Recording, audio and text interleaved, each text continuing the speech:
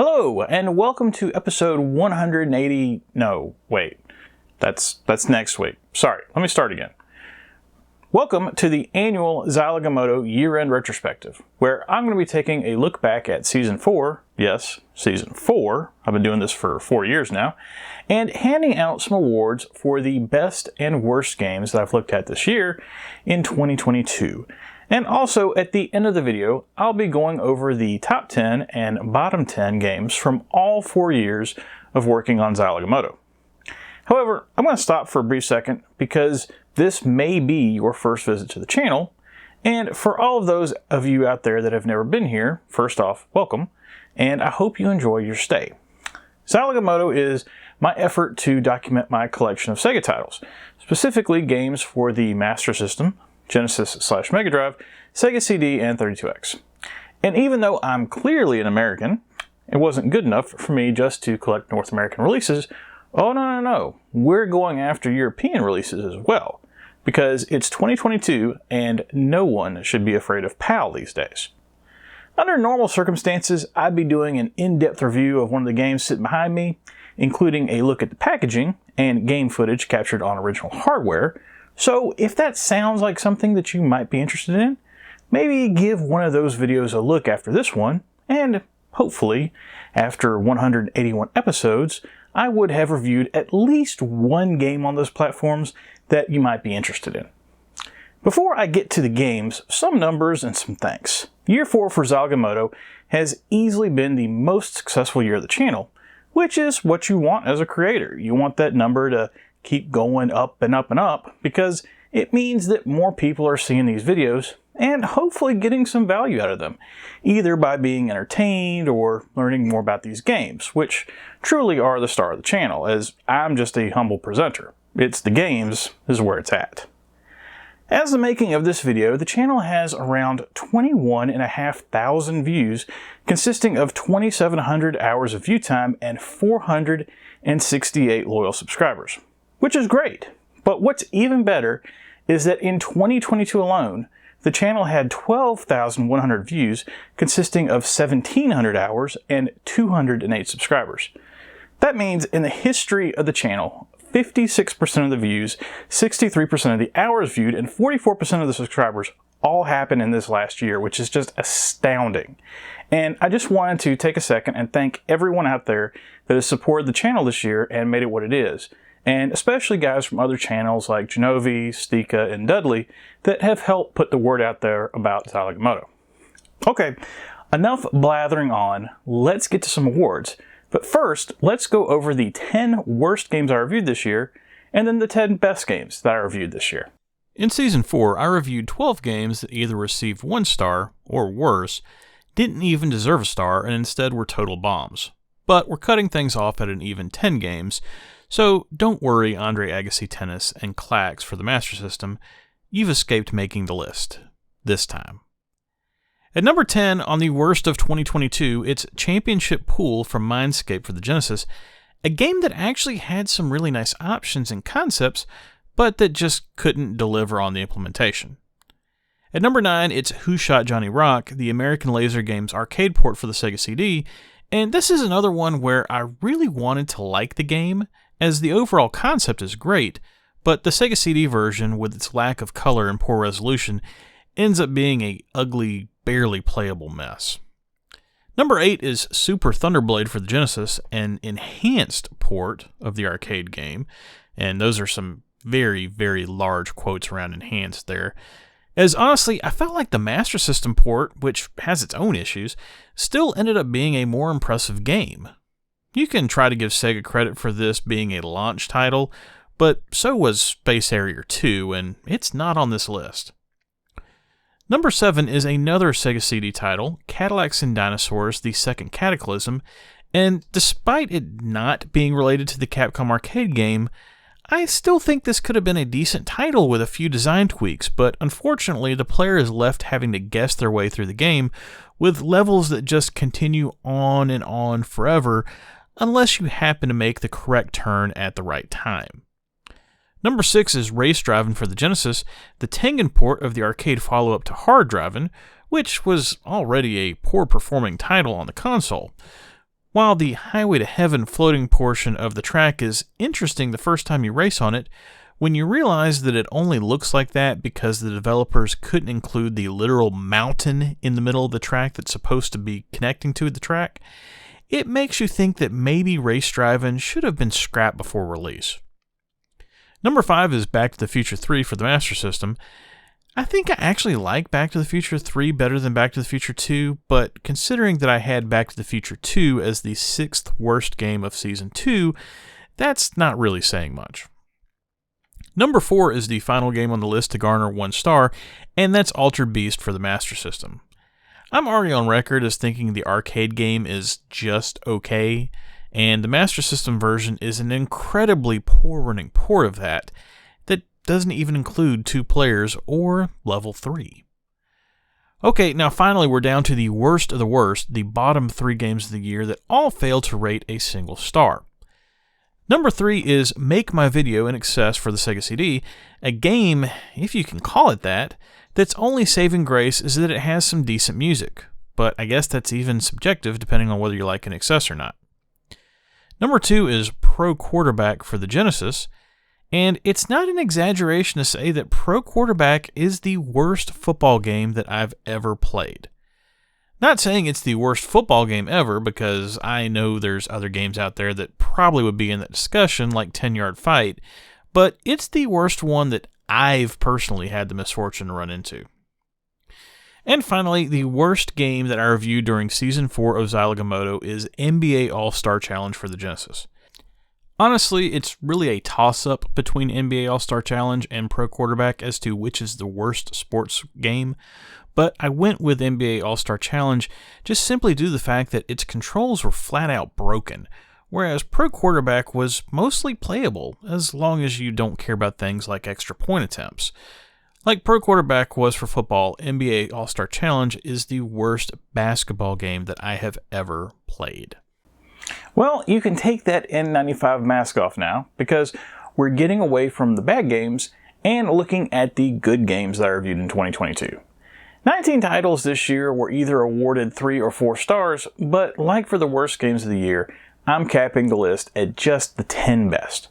And for those of you wondering, there is technically a 5th star possible in my scale, but much like Spinal Tap's Amplifiers, very few games actually go to 11.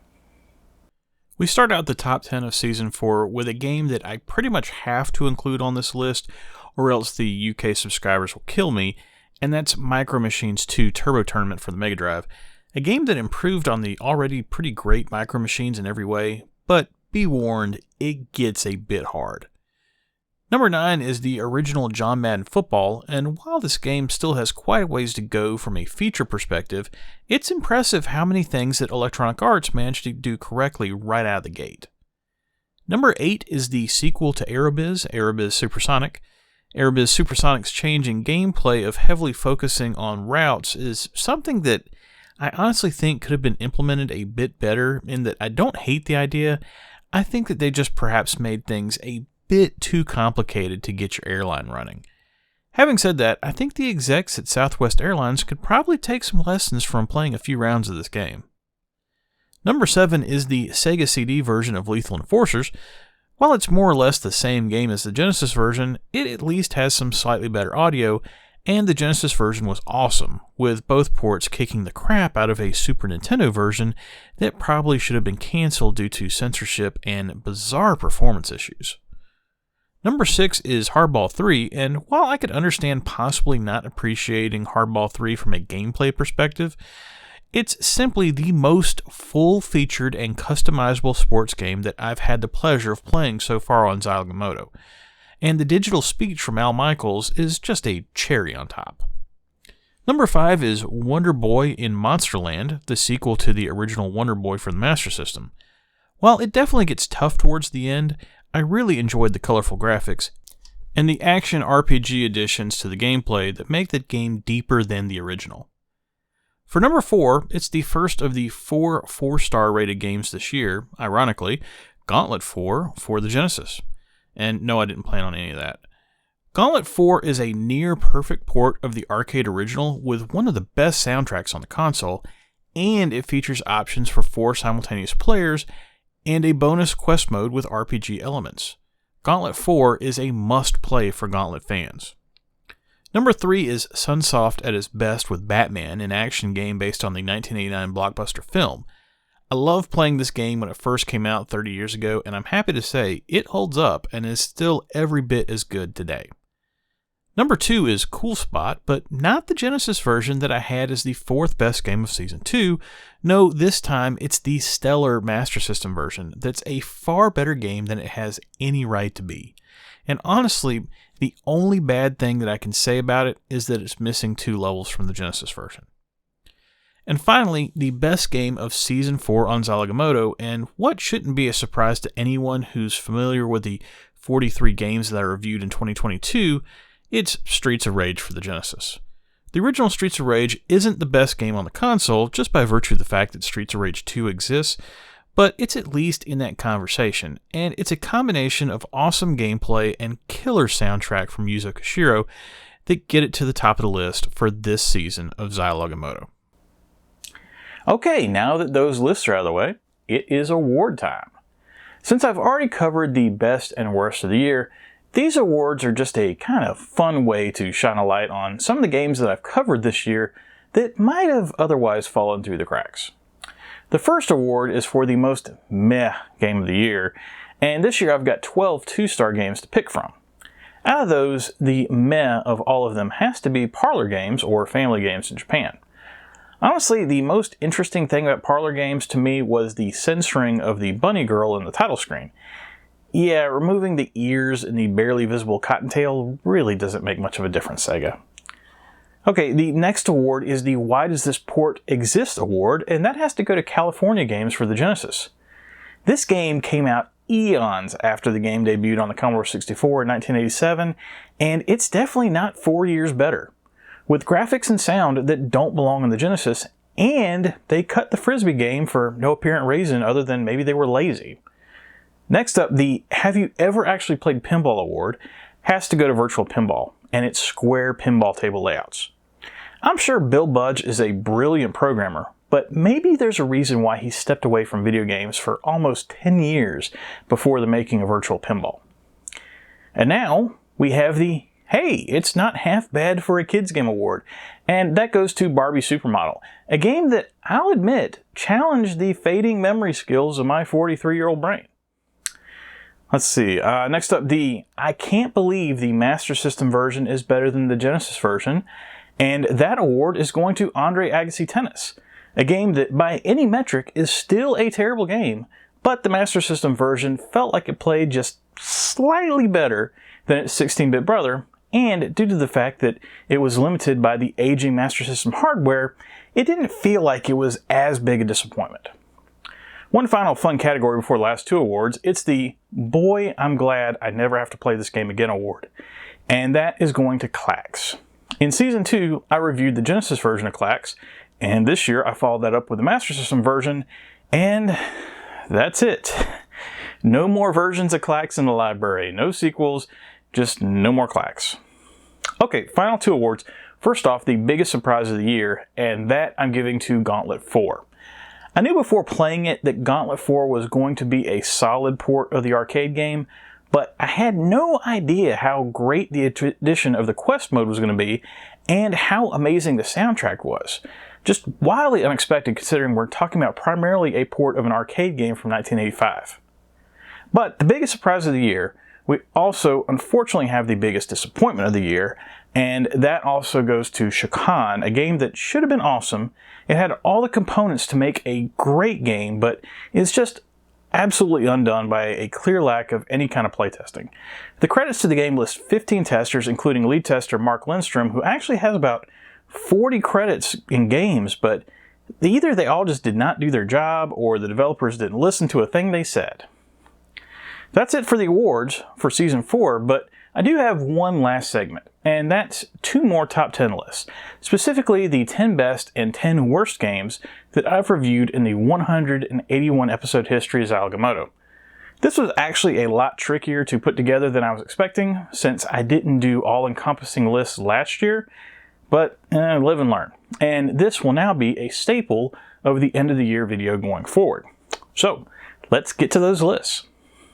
For the worst games ever reviewed on Zilog and Moto, we've now gotten to a place where all 10 of these games are total bombs, with 0 stars awarded amongst all of them. So make no doubt about it, we are talking about some of the worst of the worst. At number 10, it's Andre Agassi Tennis for the Genesis, which, believe it or not, I have as a worse game than the Master System version, just due to the wasted potential of the title, and the fact that it feels like it controls a bit worse, which is saying something. Number 9 and number 8 is the tandem of the 2 Make My Video games reviewed so far on the channel, and I almost wonder if I should combine these 2 together, but for now they're separate entries, with Marky Mark and the Funky Bunch at number 9 and In Excess at number 8, with Marky Mark having the slightly more interesting story scenes and Seth Green. Number 7 is the amazingly dull Art Alive for the Genesis. Art Alive is only alive in the same sense that a coma patient is alive, and it's a title that makes Nintendo's Mario Paint look like the ceiling of the Sistine Chapel. Number 6 is the first of 2 games from this past year, and that's Pro Quarterback for the Genesis. Seriously, the most interesting thing about Pro Quarterback is the animations that pop up on the scoreboard between the plays. Number 5 is TNN Outdoors Bass Tournament 96, and actually, I think I just came up with another award, and that's the Zilog and Moto Award for the least necessary sequel. Really, there's just no reason for this game to exist, and in attempting to update the title, the developers actually made the game worse. Seriously, how do you break a fishing game? Number 4 is the other title from 2022, and that's NBA All-Star Challenge. Do you remember when the illustrious Tony Campbell was an all-star with the Timberwolves? Me neither!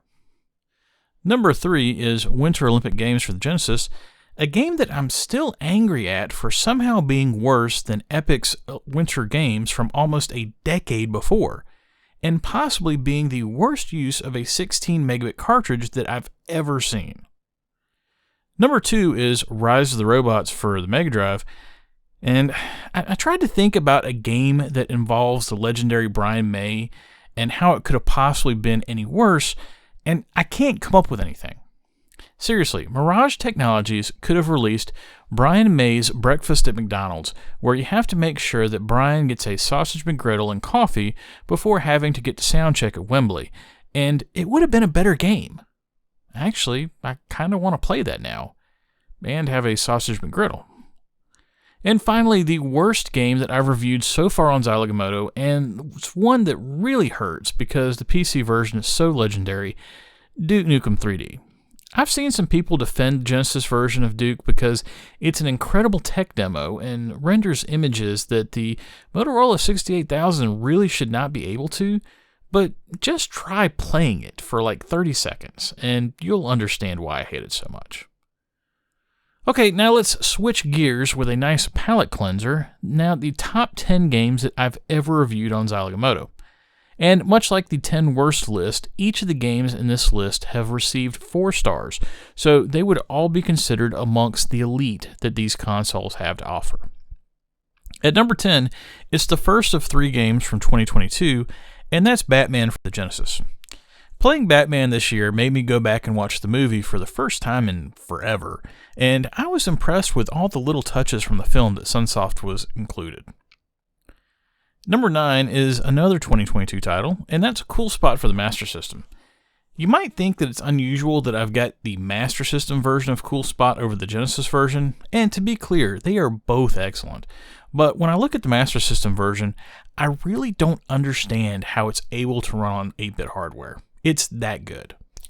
Number 8 is the OG, Phantasy Star for the Master System. There's better ways to play Phantasy Star in 2022, but the Master System version is still fantastic. You just might need to pull out the graphing paper for the dungeons. Number 7 is so far my pick as the hidden gem on the Genesis, and that's Decap Attack.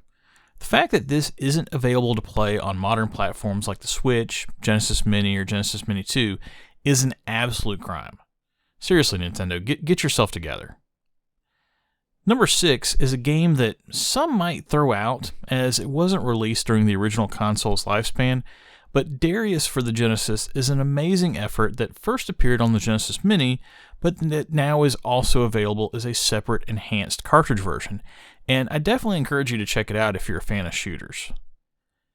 Number 5 is where Sega went back to the drawing board and reinvented the Joe Montana football franchise with Joe Montana 2 Sports Talk Football, a game that, feature-wise, was light years ahead of where John Madden Football was at the time. Surprise, surprise, being able to play a whole season is better than just the playoffs. Number 4 is the best Electronic Arts hockey game that I've gotten to so far, and that's NHL PA Hockey 93. Not sure what I'm going to do about that when I get to NHL 94 and 95. I mean, I don't really want a bunch of NHL games clogging up the top 10, but I guess that's a problem for a later date. Number 3 is another game that might be controversial for including it in this list, and that is Xenocrisis, the fantastic 2019 run-and-gun game from Bitmap Bureau that serves an amazing mashup of Aliens and Smash TV, and it has a fantastic soundtrack to boot. Number 2 is another game from this year's reviews, and another game with an incredible soundtrack. You might be noticing a pattern here. If a game has an above-average soundtrack, it's probably going to get my attention. This is, of course, the first Streets of Rage, a game that I've probably put more time into than any other game on this list, including Phantasy Star. It's that good. And finally, the best game that I've reviewed so far in 181 episodes on Zilog and Moto, and it's the icon, the mascot, the one and only Sonic the Hedgehog for the Genesis. I'll tell you right now, even without officially reviewing the other games, that Sonic the Hedgehog is not my favorite Sonic game on these consoles, but for now, it can enjoy its time at the pinnacle for another year. Okay, that's it for Season 4 and 2022. Thanks to everyone who stopped by, as this isn't a normal review episode, and I hope that everyone has a great year coming up on the horizon. Remember, if you like what you saw, and you're interested in seeing some of these actual reviews and not just clips, think about subscribing to the channel. But if you don't get anything else out of this video, please make sure that whatever you play, have fun, and be excellent to each other. See you in 2023!